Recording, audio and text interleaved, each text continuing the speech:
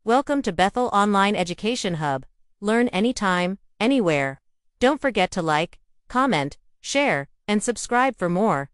Let's learn together, the Bethel way. Practical Research 2 subject entitled Quantitative Research Design. What is a research design? Research design is the overall strategy that the researcher uses to incorporate all the vital components of the research study. We have different types of quantitative research design, and they are the following. First design that we have is descriptive research. It is exploratory in nature, answer questions as who, what, where, when, and how much, and also to observe and report as it is happening. A descriptive research design involves observing and describing the characteristics of a population, situation, or phenomenon without manipulating variables to establish cause and effect relationship. Sinasagot nito yung question na ano, kailan, saan, at paano, rather than asking bakit or why. Common methods includes like surveys, case studies, and observations, which gather both qualitative and quantitative data to provide a comprehensive and accurate picture of the subject under the study. Here are some of the examples of descriptive research. Customer satisfaction survey, which gauge sentiment toward products and services.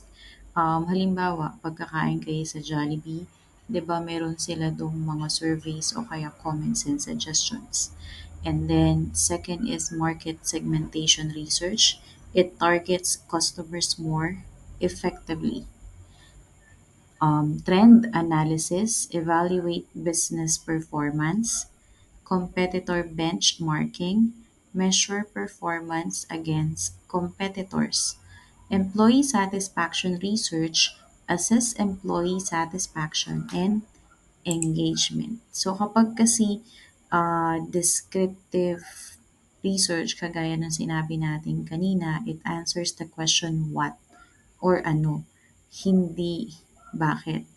So, para maintindihan natin yung characteristic ng target population or market natin, pwede tayong gumamit ng descriptive research.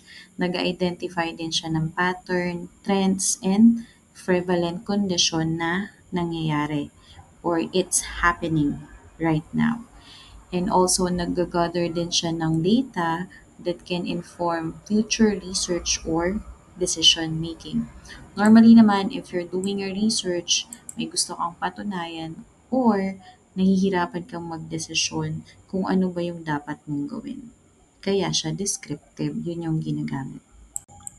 Next is correlational research. Establish association between variables. It measures variable as it occurs and also clarify and predict. Correlational research design examines the relationship between two or more variables by observing them as they naturally occur without any manipulation by the researcher. It determines if there's an association between variables, either positive, negative, or none, and its strength and direction, but it cannot establish that one variable causes another. So kapag naman correlational, gusto mong malaman kung meron bang pagkakatulad o pagkakaiba yung dalawang bagay. Ngayon, pag ganun yung gagawin mo, as a researcher, hindi ka pwedeng mag-manipulate ng participant mo. Kailangan sila mismo yung mag-answer or sila mismo yung gagawa.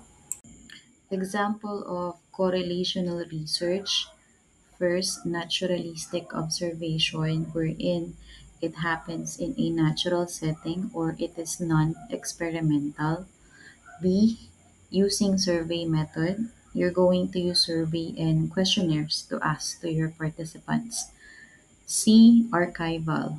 It is examples are case study, historic documents na may kinalaman sa history, and then medical registries. Next type is ex post facto research.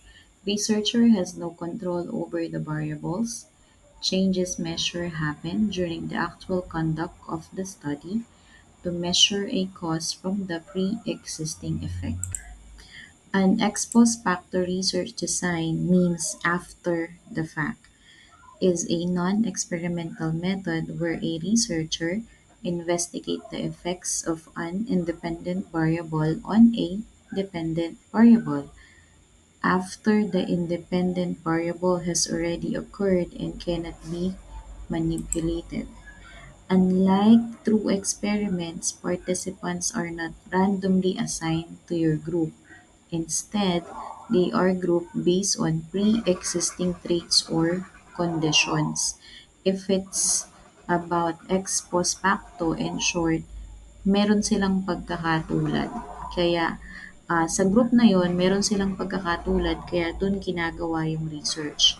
It allows the researcher to explore potential causes for already observed effects. Kumbaga halimbawa, for example, a researcher might study the effect of diet. So, pwedeng yung isa na participant niya nag-diet na tapos nag-gain ng weight. Yung isa namang participant niya nag-diet din pero nag-lose ng weight. So, the researcher does not change people's diets but compare existing groups to see the effects of their past eating habits on their weight. So, di ba, ang sample natin is about people's diet. So, in short, ikaw as a researcher, pagko-comparein mo lang sila. Pareho silang nagda-diet, pero meron silang magkaibang effect.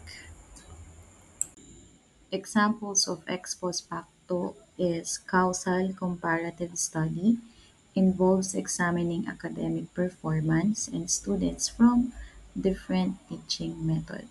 So, ang i-research mo ay tungkol sa academic performance ng mga estudyante.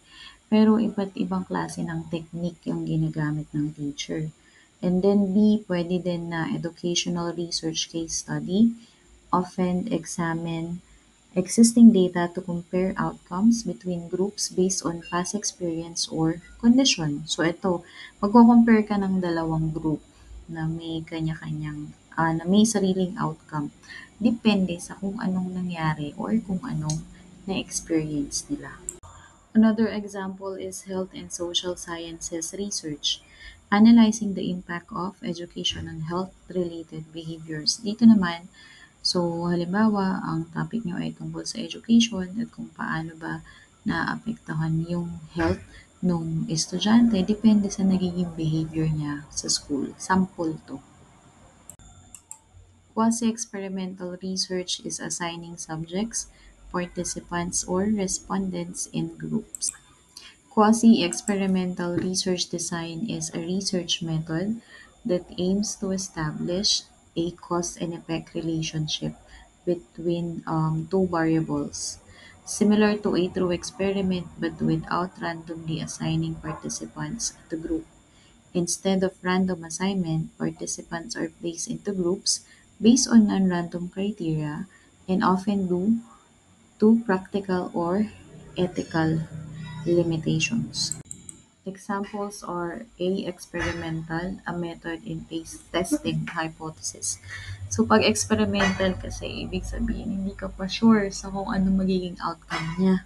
Kaya gumagawa ka ng hypothesis para ma-check kung ano ba yung magiging outcome if ever ganito yung nangyari.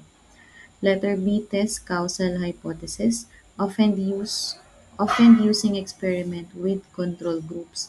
Pag sinabi mong may control groups, ibig sabihin meron ka ng napiling participant.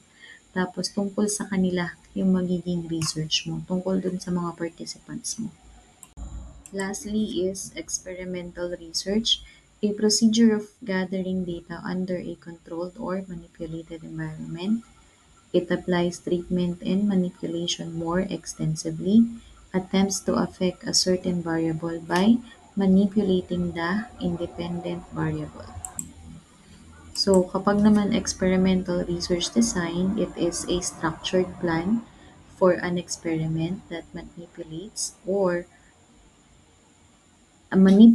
one or more variables to observe their effect on one another, establishing a cause and effect relationship in a controlled environment. So, kapag experiment, for short, mag-experiment kayo. So, titignan nyo or titesting nyo yung hypothesis nyo kung tama ba siya or mali. Random assignment ang pagkuha ng participants coming from different groups, pero kaya siya tinawag na controlled environment. Ikaw mismo as a researcher, ikaw ang may decide kung saan ba sila manggagaling, anong part ba nila sa research mo. Tapos kadalasan sa kanila magkakamukha sila.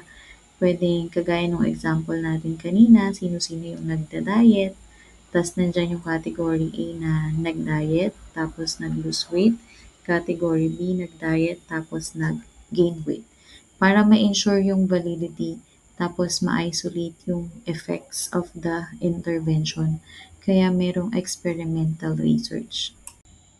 Examples of experimental research: pre-experiment research or implementing factors of cause and effect. Cause and effect, ano ba yung dahilan, ba't nagkaroon ng ganito? Ano bang nangyari nung ganito yung ginawa mo? Letter B, another example is through experimental research. It relies on statistical analysis. Pag sinabi mong statistics kasi, ibig sabihin gumamit ka ng mga participants, meron kang target population na gagamitin para sa experiment na yun. Lastly would be about the summary. So, a structured approach for systematically collecting and analyzing numerical data to test a hypothesis, identify patterns, make predictions, or establish cause and effect relationship between variable.